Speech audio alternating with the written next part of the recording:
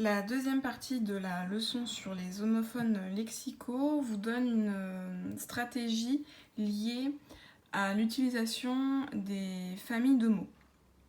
Donc la première stratégie, c'était liée au contexte de la phrase, qui vous permet de comprendre de quel mot il s'agit, de quel homophone il s'agit grâce au contexte. Dans la deuxième stratégie, ici on regarde, on utilise des mots de la même famille pour trouver l'orthographe juste. Donc, pour vous présenter cette stratégie, on va regarder la première phrase ici. Le chat fait un bond par-dessus la chaise. Donc ici, il faut choisir entre cette orthographe-là et cette orthographe-là. Donc pour savoir de quel bond il s'agit, on cherche à comprendre ce que fait le chat. Le chat, qu'est-ce qu'il fait? Il fait un bond, ça veut dire qu'il bondit. Si il bondit, on voit que ça fait partie de la famille du verbe bondir. Et dans bondir, on entend le son D. Donc, le mot bon va s'écrire avec le D muet. Voilà la stratégie. On cherche un mot de la famille de bon qui correspond au contexte. Le chat qui fait un bond, il bondit. J'entends le son D dans bondi. Le D est donc muet dans bon. Le mot bon qui est ici est lié à la famille de mots bon, bonne. Ce chocolat est bon. Voilà. Il est bon, il est appréciable à manger. Voilà. Bon, bonne. Donc ici, ça n'avait pas de sens dans cette phrase, contrairement au bon, B-O-N-D. Donc je répète la stratégie, je cherche un mot de la famille du mot dont on cherche l'orthographe et qui correspond au contexte. Et ensuite, je regarde s'il y a un lien au niveau de l'orthographe entre les deux mots. Et dans ce cas-là, ça me permettra de choisir. Deuxième phrase, qui est à faire seule, mais pour cette vidéo, je vous aide.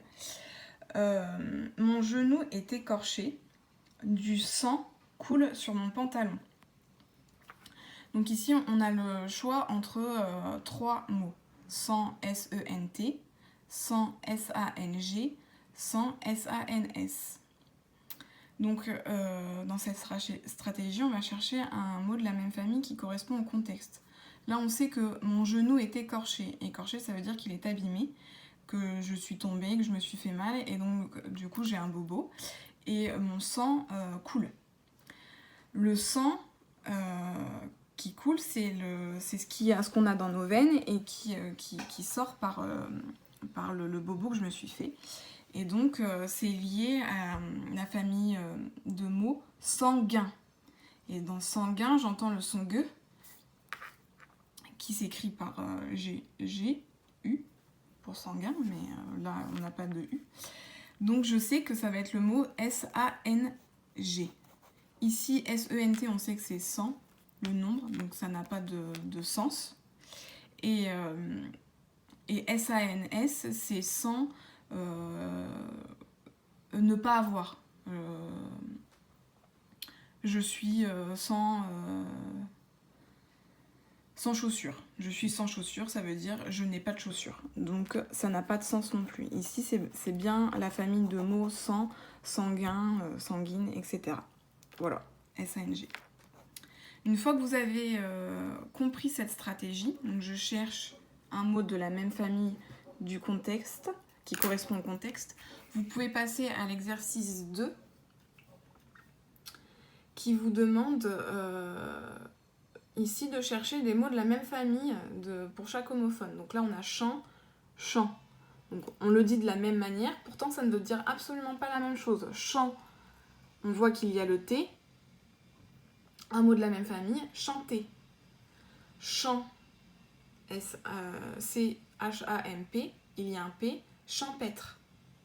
Donc chanter, vous saurez, vous savez ce que cela veut dire. Je ne peux pas donner de définition, mais voilà, une chanteuse, une personne qui un artiste qui fait de la musique, voilà. Et champêtre, c'est tout ce qui est lié à la nature, aux champs d'agriculture qu'il y a à la campagne, voilà. Donc vous me faites la même chose pour le B, le C et le D. Vous pouvez le faire à l'oral ou au brouillon. C'est pas à faire dans le cahier du jour, pour l'instant c'est juste de la découverte, donc pas de stress. Voilà pour les homophones lexicaux, la première stratégie et la deuxième stratégie. La semaine prochaine, on verra le reste des autres stratégies pour savoir choisir entre deux homophones lexicaux.